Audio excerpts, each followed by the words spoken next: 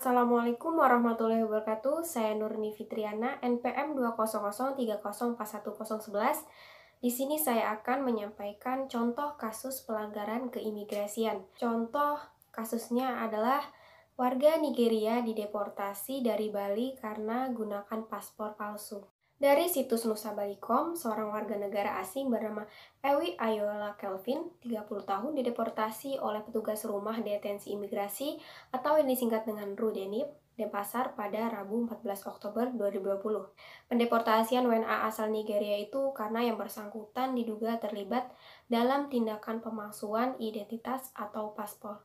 Mirisnya, pendeportasian terhadap WNA kelahiran 29 Juli 1990 itu baru terrealisasi setelah yang bersangkutan mendekam di Rudenim, Denpasar, yang beralamat di Jalan Uluwatu, Jimbaran, Kecamatan Kuta, Selatan Badung selama sekitar 2 tahun. Humas Kantor Wilayah Kementerian Hukum dan HAM Provinsi Bali, Ibu Tuput Surya Dharma, menerangkan pendeportasian terhadap WNA Nigeria ini dalam pendeportasian, WNA itu dikawal oleh petugas. Dari Bali, dia menuju Jakarta untuk selanjutnya diterbangkan ke negara asalnya. Kata Surya Dharma dilakukan pada Rabu sore melalui Bandara Internasional Soekarno-Hatta, Jakarta. WNA Nigeria itu diberangkatkan dari Rudenim Denpasar pada Rabu pukul 12 waktu Indonesia Tengah menuju Bandara Internasional I Gusti Ngurah Rai, Tuban, Kecamatan Kuta, untuk kemudian diterbangkan ke Jakarta.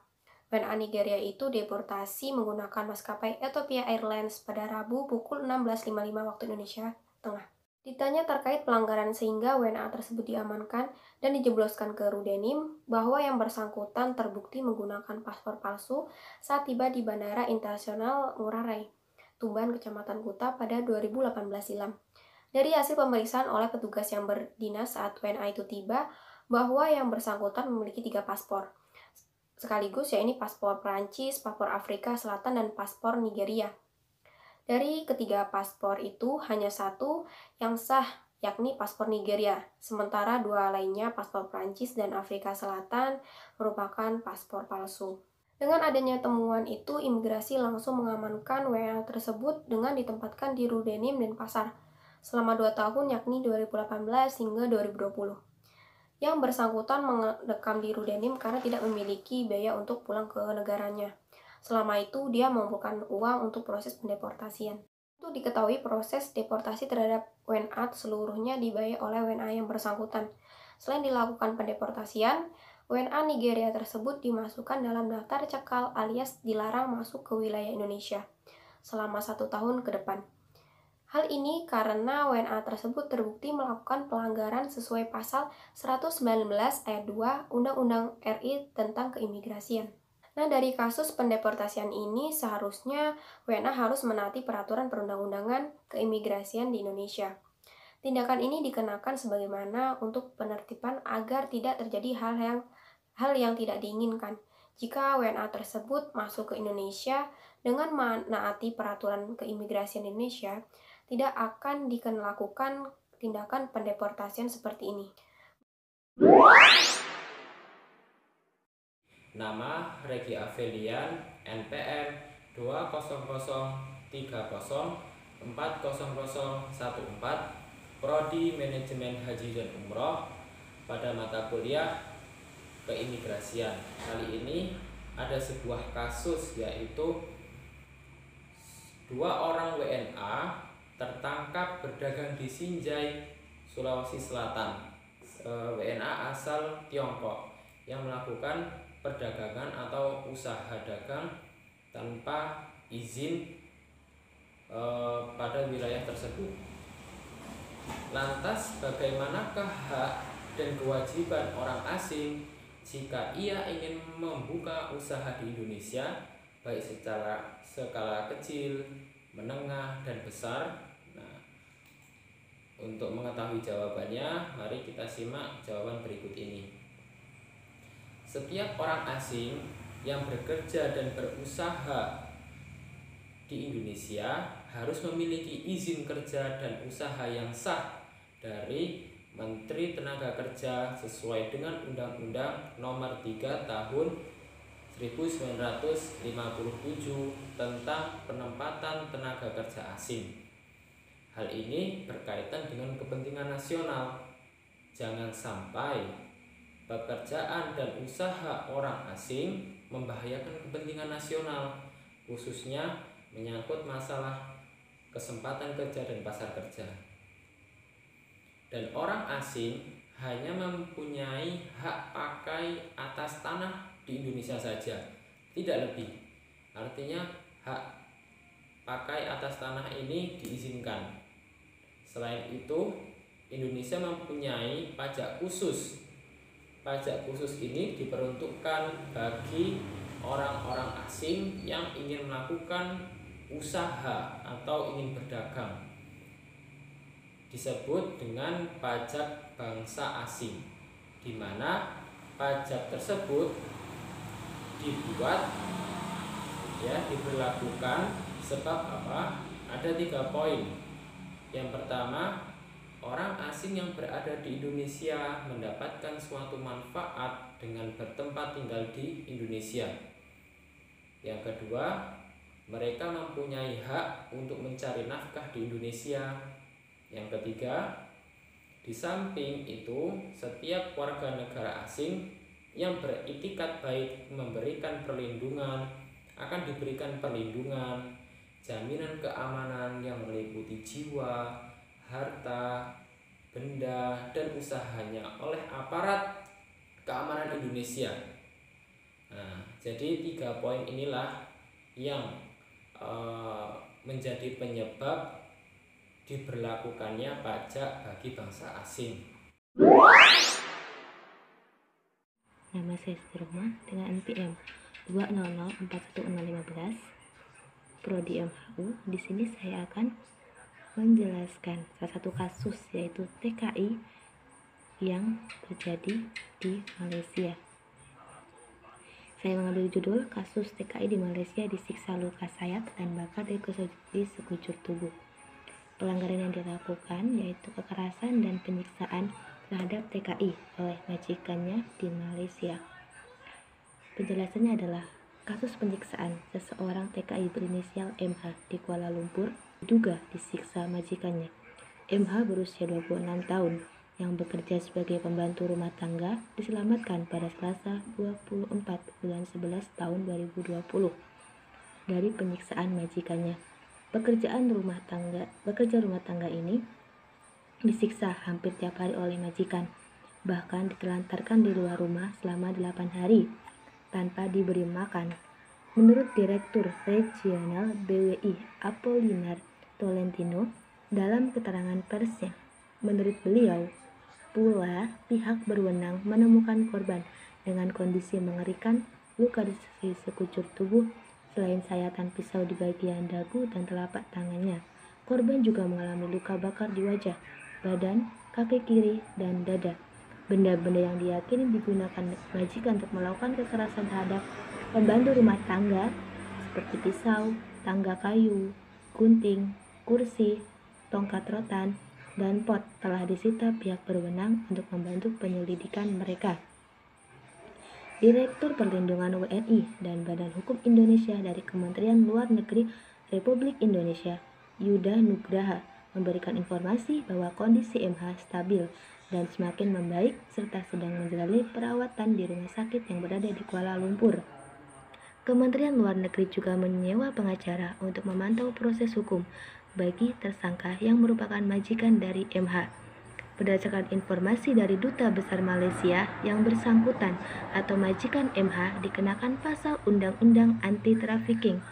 Koalisi Reformasi Hukum Ketenagakerjaan LLRC yang mengambil bagian dari tim advokasi kasus ini telah mengeluarkan pernyataan kepada pemerintah Malaysia untuk memperhatikan kasus kekerasan yang berulang terhadap buruh migran.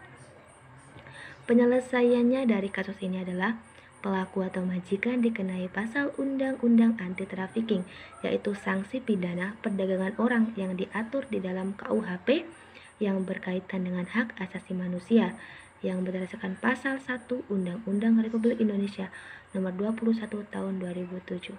Terima kasih. Perkenalkan, nama saya Diana Asmaul Husna, NPM 2003041003, jurusan Manajemen Haji dan Umrah semester 3 pada Fakultas Ekonomi dan Bisnis Islam IAIN Metro Lampung. Di sini saya akan menerangkan sebuah kasus pada masalah keimigrasian, yaitu tentang pekerja ilegal dan penyalahgunaan bebas visa pada tahun 2016. Pada tahun 2016, Direktorat Jenderal Imigrasi dan jajaran daerah menggencarkan razia dan penangkapan terhadap warga negara asing atau WNA yang menyalahi izin tinggal di Indonesia. Secara total sepanjang tahun 2016, sebanyak 2.698 WNA atau warga negara asing ilegal ditindak. Direktur Jenderal Imigrasi Kementerian Hukum dan HAM, Bapak Roni Franky Sompi mengatakan, dari operasi yang digelar di seluruh Indonesia, warga negara Republik Rakyat Cina mendapat peringkat pertama pada masalah pelanggaran keimigrasian dengan jumlah 207 kasus. Sisanya adalah warga negara Nigeria, India, Filipina, Malaysia, dan Jepang. Selanjutnya Maroko, Korea Selatan, Pakistan, dan negara-negara Timur Tengah lainnya. Kasus pelanggaran yang banyak dilakukan oleh para WNA atau warga negara asing ini berkaitan dengan visa. Banyak pelanggaran oleh warga negara asing ini dengan memanfaatkan bebas visa.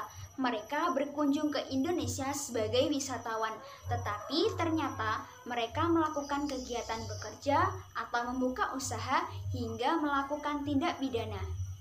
Data yang disampaikan oleh Direktorat Jenderal Imigrasi membuktikan bahwasannya banyak sekali praktik penyalahgunaan kebijakan perluasan bebas visa yang diterapkan oleh pemerintah Indonesia. Warga negara asing yang mendapatkan fasilitas bebas visa ini menyalahgunakan izin tinggal mereka selama di tanah air. Berdasarkan ketentuan atau peraturan yang ada, mereka hanya bisa berada di Indonesia selama 30 hari. Akan tetapi fakta yang terjadi, mereka tinggal di tanah air selama lebih dari 30 hari. Dan jelas mereka melanggar ketentuan atau peraturan yang telah ada. Mereka atau para warga negara asing ini biasanya bekerja selama 2-3 bulan, lalu mereka baru mengurus kartu izin tinggal sementara. Jelas sekali negara kita Republik Indonesia dirugikan dengan praktik yang seperti itu. Mereka tidak membayar pajak, belum lagi yang datang dengan tujuan melakukan kejahatan, tentu lebih merugikan kita lagi. Nah, maka dari itu, pemerintah harus lebih mengantisipasi dampak negatif kebijakan bebas visa ini. Jangan sampai fasilitas bebas visa ini disalahgunakan. Sebab, jika itu terjadi, maka tujuan pemerintah untuk meningkatkan jumlah wisata tidak tercapai. Yang terjadi justru munculnya persoalan baru atau permasalahan baru yang menambah beban bagi kita negara Republik Indonesia. Kita sebagai rakyat Indonesia kembali meminta pemerintah untuk mengevaluasi kebijakan bebas visa ini.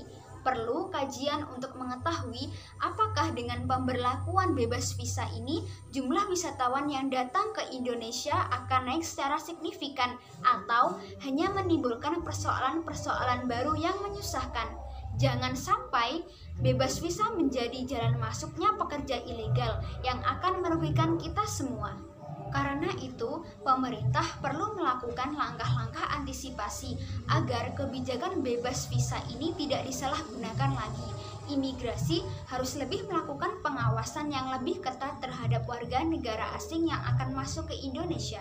Meningkatnya kasus keimigrasian tentang orang asing yang menyalahgunakan bebas visa ini, maka dikenakan pasal 122 huruf A Undang-Undang Nomor 6 Tahun 2011 yang menjelaskan bahwa setiap orang asing dengan sengaja menyalahgunakan atau melakukan kegiatan yang tidak sesuai dengan izin tinggal yang diberikan kepadanya, maka akan dipidana dengan kurungan penjara paling lama 5 tahun dan pidana denda paling banyak 500 juta rupiah.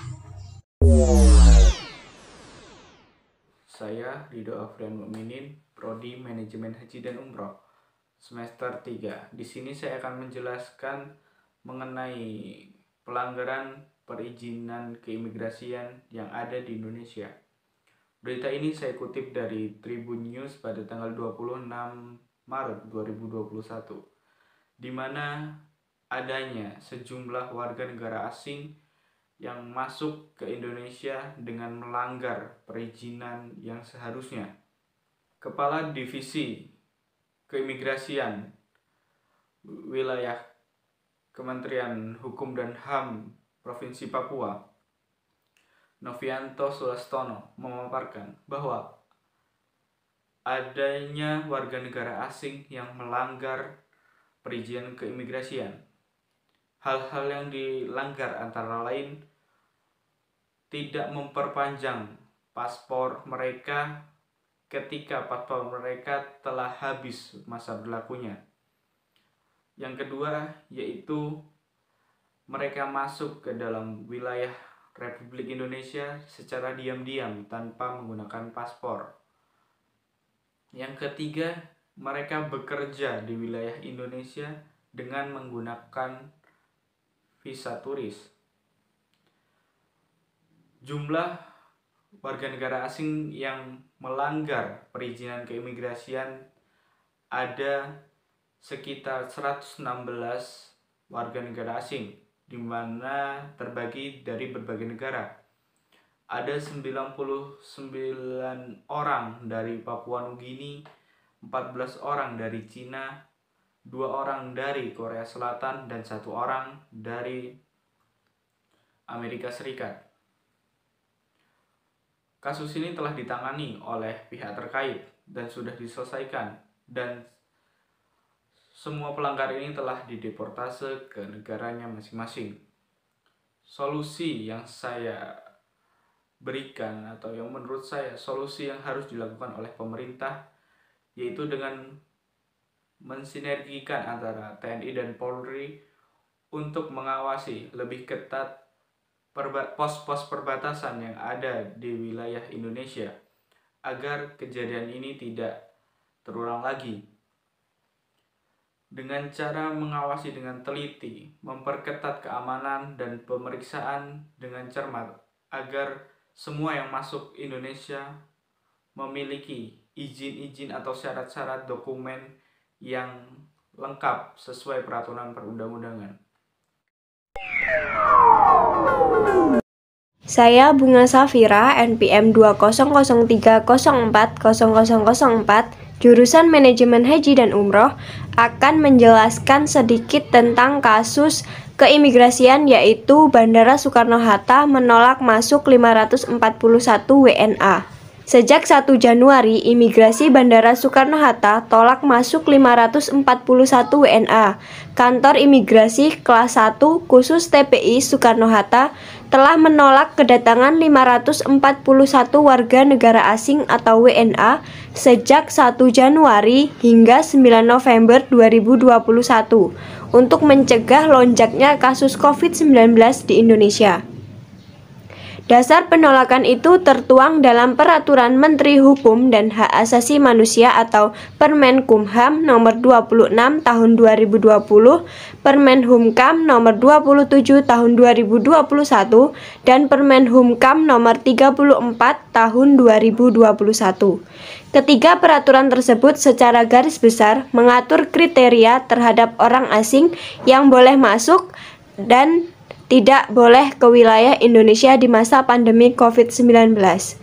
Penolakan masuk warga negara asing merupakan bentuk penerapan selektif polis di tengah pandemi COVID-19 guna mencegah imported case yang berpotensi dibawa oleh orang asing, ujar Kepala Kantor Imigrasi Kelas 1 khusus TPI Soekarno-Hatta, Romi Yudianto melalui keterangan resmi Sabtu 13 November 2021. Romi menjelaskan ratusan WNA yang ditolak masuk berdasarkan dari 71 negara. 5 negara teratas yakni 75 Pakistan, 64 India, 53 Nigeria, 50 Cina, dan 46 Amerika Serikat. Sebanyak 46 kasus penolakan didasarkan atas rekomendasi dari Kantor Kesehatan Pelabuhan Bandara Soekarno-Hatta karena tidak memenuhi persyaratan yang diatur dalam surat edaran Satgas COVID-19 seperti tidak memiliki hasil PCR, tidak dapat menunjukkan sertifikat vaksin COVID dosis yang lengkap, kata Romi. Di sisi lain, terdapat 167.369 WNA yang memasuki wilayah Indonesia sepanjang 1 Januari hingga 9 November 2021.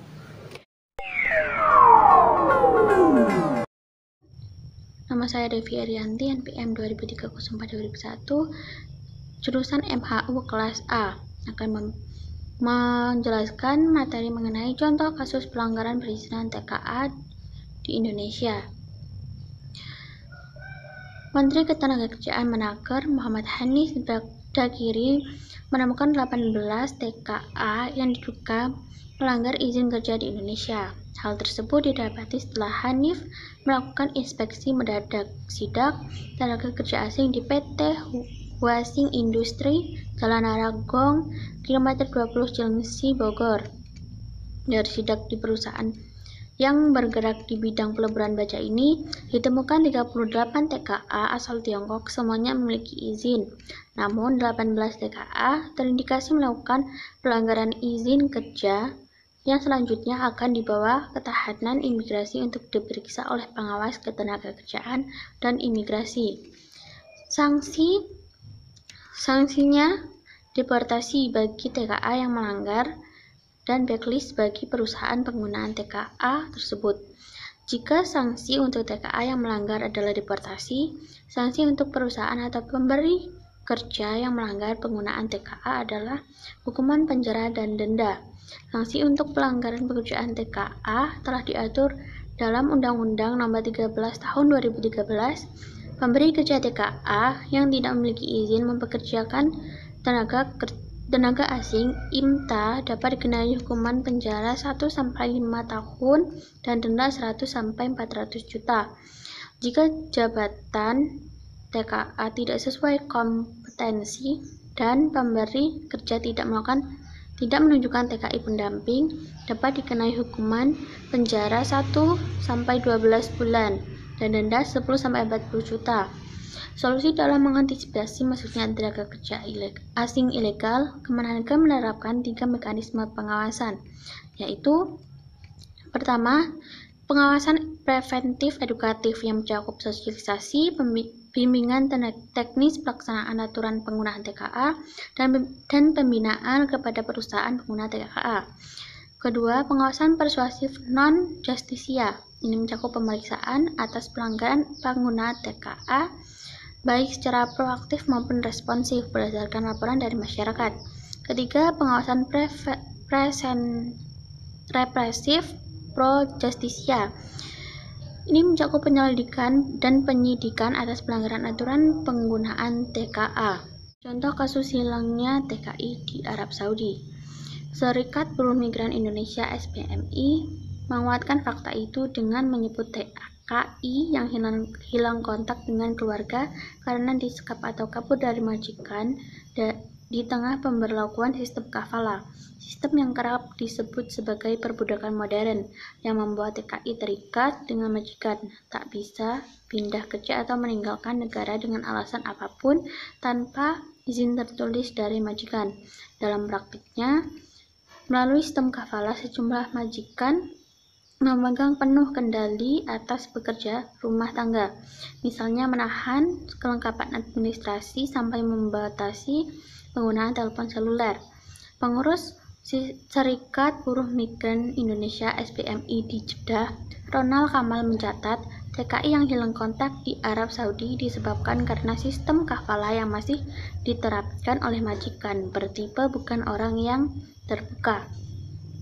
Selain itu, kesulitan untuk mencari TKI yang hilang di Arab Saudi juga disebabkan keberangkatan mereka secara tidak prosedural, yaitu menggunakan visa umrah atau ziarah. Solusi yang dapat lembaga berikan adalah melakukan pendekatan secara persuasif dengan pihak majikan agar TKI tersebut bisa berkomunikasi lagi dengan keluarga, seperti memberikan pengertian jika majikan menahan TKI tersebut, maka akan terjadi kekacauan di keluarganya. Anak TKI bisa terlantar, orang tuanya terlantar, atau suaminya yang mabuk-mabukan karena putus asa istrinya tidak pulang-pulang. Biasanya majikannya akan tersentuh hatinya dan melunak untuk memulangkan PMI atau pekerja migran Indonesia. Saya Nurani Arifatul Aziza dengan NPM 20030411010, Prodi Manajemen Haji dan Umroh. Demi melengkapi tugas keimigrasian, saya akan membacakan sebuah kasus yang belum lama ini terjadi di Indonesia. 153 warga negara asing Cina masuk. Demokrat sebut pemerintahan tidak tunjukkan keteladanan. Jakarta, pemerintahan dinilai tidak konsisten dalam menjalankan aturan mengenai larangan warga negara asing yang masuk ke Indonesia di saat era pandemi COVID-19. Penilaian itu disampaikan anggota DPR dari fraksi Partai Demokrat Irwan menyikapi masuknya 153 warga negara asal Cina ke Indonesia lewat Terminal 3 Bandara Soekarno-Hatta, Tangerang pada Sabtu 23 Januari 2021. Menurut dia, pemerintahan tidak bisa menjadi teladan yang baik bagi masyarakat dalam penanganan pandemi COVID-19. Pemerintahan harus serius dan konsisten dalam penanganan COVID-19 ini. PPKM, pemberlakuan pembatasan kegiatan masyarakat, dan pembatasan warga negara asing ke Indonesia itu kita apresiasi, tetapi pemerintahan tidak bisa jadi teladan dan contoh masyarakat dalam penanganan COVID-19. Tutur Irwan kepada wartawan di Kompleks Parlemen Senayan, Jakarta, Senin 25 Januari 2020. Anggota Komisi V DPR ini menilai pemerintahan telah bersikap diskriminatif dan tidak adil dengan membiarkan 153 warga negara Cina masuk ke Indonesia. Oleh karena itu, Wakil Sekretaris Jenderal DPP Partai Demokrat ini meminta pemerintahan segera menjelaskan kepada publik tentang inkonsisten kebijakan tersebut. Pemerintahan harus segera menjelaskan apa tidak bisa konsisten dengan kebijakan pembatasan yang mereka keluarkan sendiri, katanya. Menurut dia, pemerintahan terkait persoalan tersebut harus konsisten dalam menjelaskan kebijakan PPKM dan pelarangan warga negara asing masuk ke Indonesia. Apalagi kebijakan ini sudah merupakan hasil keputusan bersama pemerintahan dan telah dirapatkan bersama Presiden Joko Widodo. Ini kan keputusan bersama pemerintahan yang sudah dibahas dalam rapat terbatas dengan Presiden. Menteri terkait harus melaksanakan dan mewujudkannya di lapangan, tuturnya Kiswandari. Menurut saya dalam kasus ini, pemerintahan harus bersikap adil. Pemerintahan harus bisa menjadi teladan yang baik bagi masyarakat dalam menangani pandemi COVID-19 ini. Dan warga negara asing yang masuk ke Indonesia harus mematuhi atau memenuhi protokol kesehatan yang telah ditetapkan oleh negara tersebut. Dalam level PPKM pada saat ini, diharapkan pemerintahan bijaksana dalam melakukan keluar masuk keimigrasian atau keluar masuknya warga negara asing dan warga negara Indonesia yang akan masuk ke dalam Indonesia, karena melonjaknya angka kasus COVID-19 di Indonesia sangatlah tinggi. Nama saya Lailatul Hasanah, NPM 2003041007, kelas A MHU 3 Kampus IAIN Metro. Video ini saya buat untuk memenuhi tugas keimigrasian, dan materi yang akan saya bahas tentang detensi dan deportasi. Baiklah teman-teman, langsung saja kita mulai pembahasannya. Pembahasan pertama adalah tentang pelanggaran detensi dan deportasi yang sering terjadi. Jadi, setelah saya pahami dari materi kelompok saya, ada beberapa pelanggaran yang sering dilakukan deteni, antara lain pelanggaran visa seperti sudah lewat batas berlakunya, menyalahgunakan visa, mengenai surat izin penyidik pegawai negeri sipil PPNS tidak dapat berlaku di kantor imigrasi lain, diketahui atau merupakan tersangka yang terlibat dalam kejahatan transnasional terorisme. Yang kedua, bagaimana solusi untuk mencari jalan keluar agar tidak terjadi pelanggaran dalam detensi dan deportasi. Yang pertama, membangun sistem monitoring orang asing yang berguna untuk mempermudah pengawasan orang asing di Indonesia. Yang kedua, pihak imigrasi harus lebih teliti dalam memeriksa identitas deteni, baik paspor ataupun visa. Yang ketiga, petugas imigrasi harus menerapkan aplikasi APOA demi mempermudah WNA yang sedang di penginapan. Dan masukan sedikit dari saya, buat kedepannya pemerintah harus lebih tegas memberikan sanksi buat pelanggaran, supaya tidak lebih banyak orang yang dideportasi seperti kasus-kasus sebelumnya. Saya Ella Rianti, NPM 2003042002 dari Prodi Manajemen Haji dan Umroh. Baik, di sini saya akan menyampaikan kasus tentang 541 warga negara asing ditolak masuk ke Indonesia di Bandara Soekarno-Hatta. Kantor Imigrasi Kelas 1 Khusus TPI Soekarno-Hatta telah menolak 541 warga negara asing yang masuk ke Indonesia sejak tanggal 1 Januari hingga 9 November 2021. Ratusan warga negara asing tersebut ditolak masuk ke Indonesia setibanya di Bandara Soekarno-Hatta yang merupakan gerbang lintasan keluar masuk Indonesia. Penolakan warga negara asing tersebut merupakan bentuk penerapan selektif policy di tengah masa pandemi COVID-19 guna mencegah imported case yang berpotensi dibawa oleh warga negara asing tersebut. Dasar hukum penolakan terhadap 541 warga negara asing untuk masuk ke Indonesia tersebut yaitu penerapan Menteri Hukum dan Hak Asasi Manusia atau Permenkumham Nomor 26 Tahun 2020 tentang Peraturan Menteri Hukum dan Hak Asasi Manusia Nomor 27 Tahun 2021 tentang Peraturan Menteri Hukum dan Hak Asasi Manusia Nomor 34 Tahun 2021. Oleh karena itu, Ditjen Imigrasi menerapkan dengan ketat aturan dasar tersebut di tempat pemeriksaan imigrasi atau di TPI. Hal itu sebagai salah satu upaya menjaga keamanan negara dari ancaman virus COVID-19. Ada sebanyak 46 kasus penolakan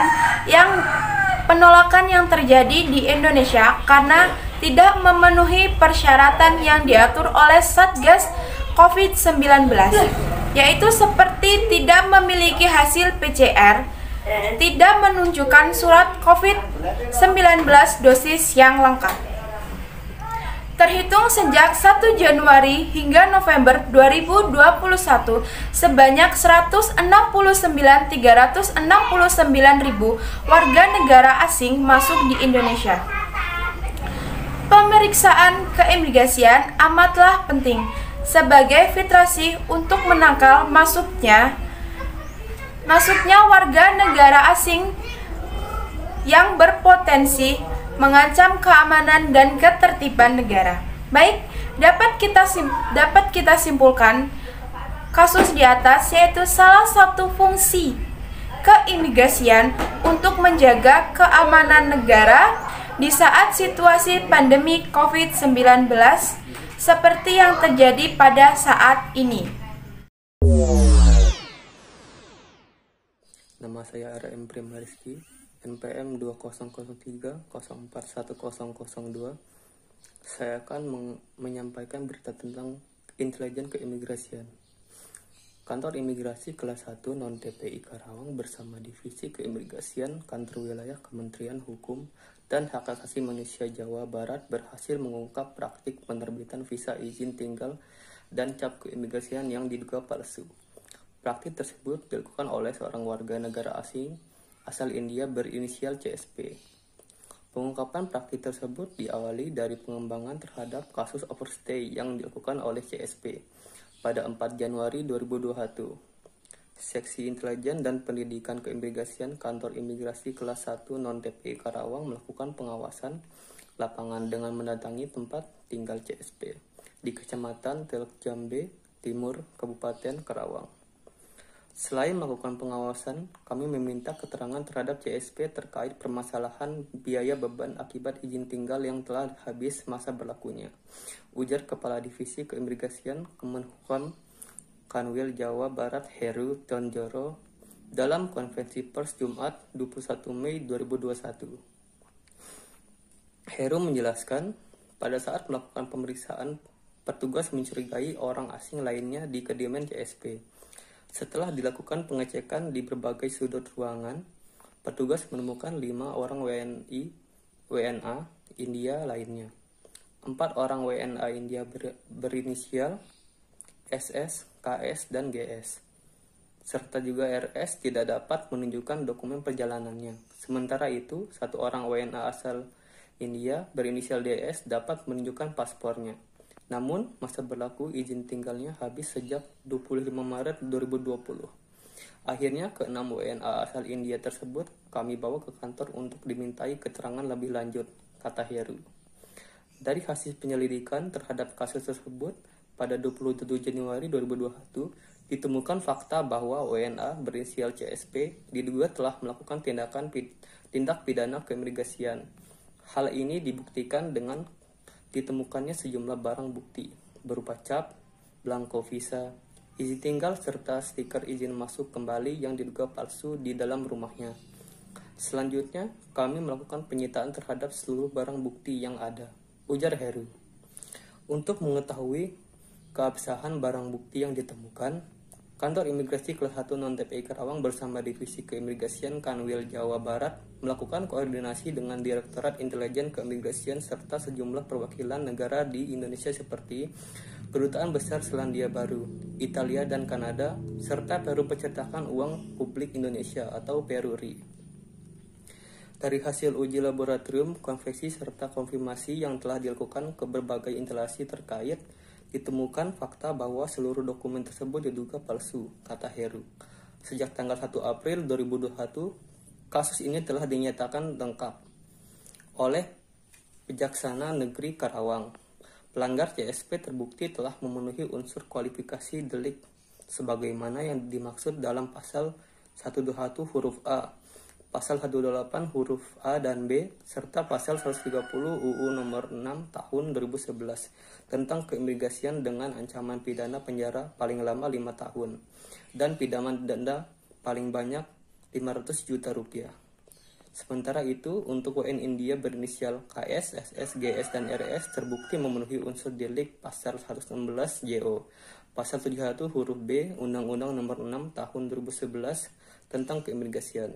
Kemudian untuk WNA berinisial DS dikenakan pasal 78 ayat 3 Undang-Undang nomor 6 tahun 2011 tentang keimigrasian dengan sanksi berupa pendeportasian dari wilayah Indonesia, kata Heru. Di tempat yang sama, Kepala Kantor Imigrasi Kelas 1 Non-TPI Karawang, Winarko, menyebutkan penangkapan warga negara India berinisial CSP beserta keempat WNA lainnya merupakan hasil dari kegiatan keimigrasian, khususnya di masa pandemi COVID-19 ini. Kantor Imigrasi Kelas 1 Non-TPI Karawang mendorong masyarakat untuk melaporkan apabila terdapat WNA yang diduga bermasalah atau melakukan pelanggaran keimigrasian untuk memudahkan hal tersebut. Kantor Imigrasi Kelas 1 Non-TPI Karawang memiliki aplikasi yang diberi nama Sistem Pelaporan Orang Asing.